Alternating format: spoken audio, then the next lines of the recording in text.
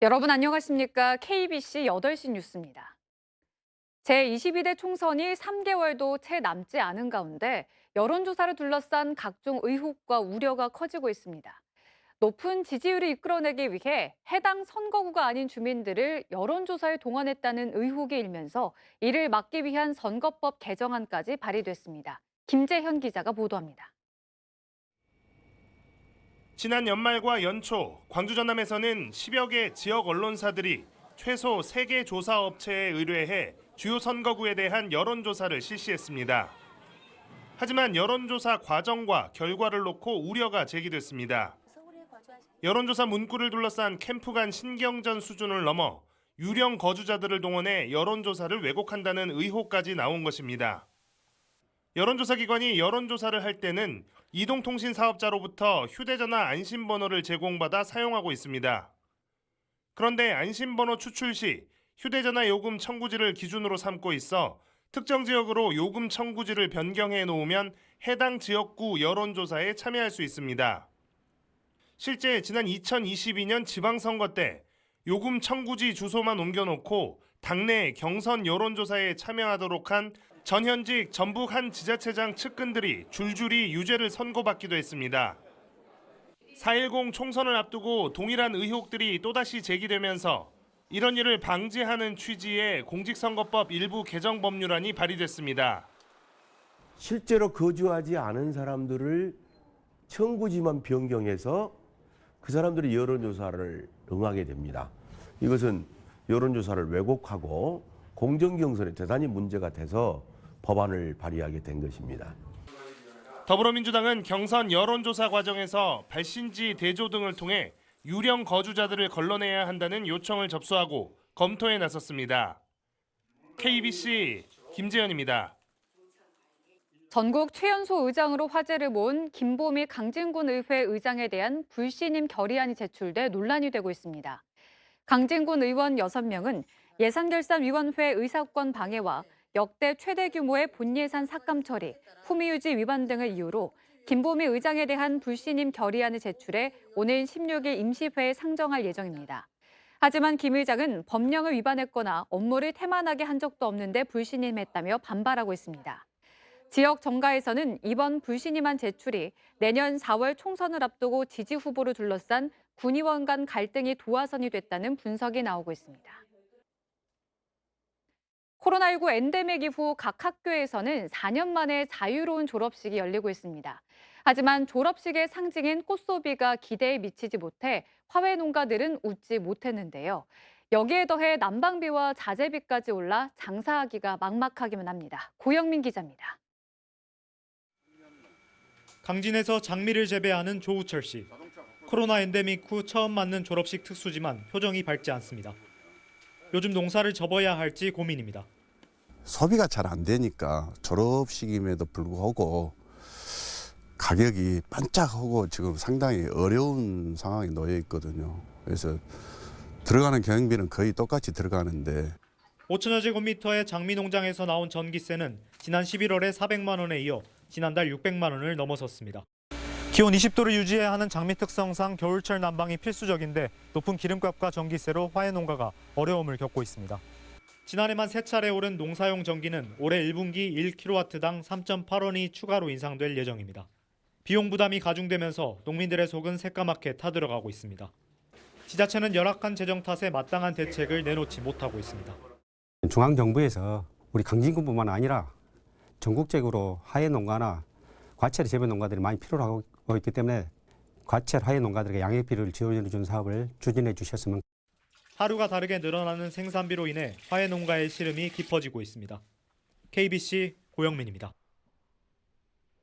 유동성 위기설이 확산하고 있는 광주 전남 중견 건설사인 한국건설이 조속한 해결 방안을 마련하겠다고 말했습니다. 지역 건설업계 등에 따르면 한국건설은 수분양자들에게 아파트 시공사업과 관련해 고객님의 중도금 대출이자를 납입하지 못하는 상황이 발생했다며 고객님들의 피해가 최소화할 수 있도록 모든 방안을 강구하고 있으며 조속히 해결 방안을 마련하도록 하겠다고 밝혔습니다. 앞서 한국건설이 시공 중인 4개 단지 아파트 수분양자들은 건설사 측이 내야 할 중도금 이자를 수분양자가 직접 내야 한다며 은행으로부터 안내 문자를 받았습니다. 신안 흑산 해역을 중심으로 이루어지던 홍어잡이가 충남과 전북 서해안에서도 활발하게 이루어지고 있습니다. 조기를 주로 잡던 자망 어선들이 홍어잡이로 돌아섰기 때문인데요. 요즘 신안 지도 위판장에는 홍어가 풍년이라고 합니다. 홍어로 가득한 위판 현장을 고익수 기자가 다녀왔습니다. 새우젓과 병어, 민어 위판으로 이름난 신안 지도 송도 위판장. 살이 오를 대로 오른 홍어 2천여 마리가 판장 전체에 깔려 진풍경을 연출하고 있습니다. 하루 들어온 물량만 10여 톤. 이 정도의 홍어 위판이 일주일에 두세 번씩 이루어지고 있습니다. 신안군 수협에서 홍어가 위판된 것은 4, 5년 전으로 올해가 가장 많은 위판량을 기록하고 있습니다. 지난해 12월 이후 한 달 동안 200여 톤이 위판돼 15억 원이 넘는 판매고를 올리고 있습니다. 이처럼 홍어 어획량이 늘어난 데는 조기를 잡아야 할 어선들이 홍어잡이로 돌아섰기 때문입니다. 조기 갈치도 많이 원래 잡습니다. 근데 작년 올해 조기 갈치가 생산이 절되다 보니까 대체 품목으로서 어업인들 홍어를 많이 잡는 것 같습니다. 특히 이곳에 위판되는 홍어는 충남 태안 해역에서 어획된 것이 대부분을 차지하고 있습니다. 상자째 위판을 하는 다른 수협과 달리 일일이 무게를 달아 선별 위판을 해주기 때문에 더 나은 가격을 받을 수 있는 송도 위판장으로 몰리고 있는 것입니다. 신진도 같은 경우에는 그냥 상자나 담아서 키로를 달지 않고 그냥 진열을 하는데 여기는 다 하나하나 키로를 달아요. 달아서 몇 그램도 다 따져주고 하니까 여기가 가격도 잘 나오고. 얼마나 잘 나온 것 같아요? 그쪽보다 한 20% 정도 차이는 있는 것 같아요. 어획량 급증으로 마리당 가격이 30만 원 선에서 10만 원대까지 떨어진 홍어. 소비자들은 부담 없이 별미를 맛볼 수 있고 비수기를 맞은 어민들에겐 기대치 않은 효자 어종으로 떠오르고 있습니다. KBC 고익수입니다. 휴일인 오늘 광주와 전남은 대체로 온화한 날씨를 보인 가운데 월요일인 내일부터는 다시 추위가 찾아오겠습니다. 내일 아침 최저 기온은 광주 영하 3도, 광양 영하 1도 등 영하 7도에서 영하 1도, 낮 최고 기온은 목포 3도, 여수 7도 등 영상 3도에서 8도의 분포를 보이겠습니다. 또 밤사이 광주 전남 대부분 지역에 5mm 미만의 빗방울이 떨어지는 곳이 있어 출근길 도로 살얼음에 각별한 주의가 필요하겠습니다. 이어서 희망 2024 나눔 캠페인에 참여해 주신 분들입니다.